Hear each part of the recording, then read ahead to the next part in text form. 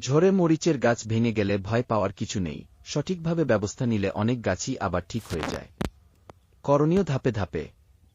এক গাছটা পরীক্ষা করুন। পুরো গাছ ভেঙে গেছে নাকি শুধু ডাল, এটা আগে দেখুন।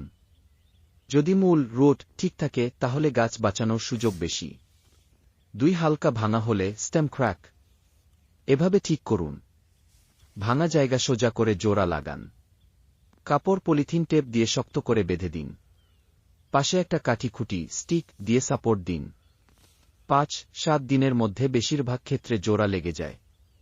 3 ডাল ভেঙে গেলে ভাঙা ডাল কেটে ফেলুন পরিষ্কার ব্লেড দিয়ে। এতে গাছ নতুন কুশি ব্রাঞ্চ বের করবে। কাটা জায়গায় ছত্রাকনাশক স্প্রে করলে ভালো। 4 পুরো গাছ মাটিতে লুটিয়ে গেলে দ্রুত কাজ করুন। গাছ সোজা করে দাঁড় করান। মাটি চেপে দিন, রুট ফার্ম করুন। সাথে খুঁটি বেঁধে দিন। 2-3 দিন ছায়া দিলে রিকভারি দ্রুত হয়। 5 স্প্রে ও সার ব্যবস্থাপনা। ঝড়ের পর গাছ দুর্বল থাকে, তাই 2-3 দিন পর স্প্রে দিন। অ্যামিনো অ্যাসিড গ্রোথ রিকভারি, সাথে কপার কার্বেন্ডাজিম ছত্রাক প্রতিরোধ।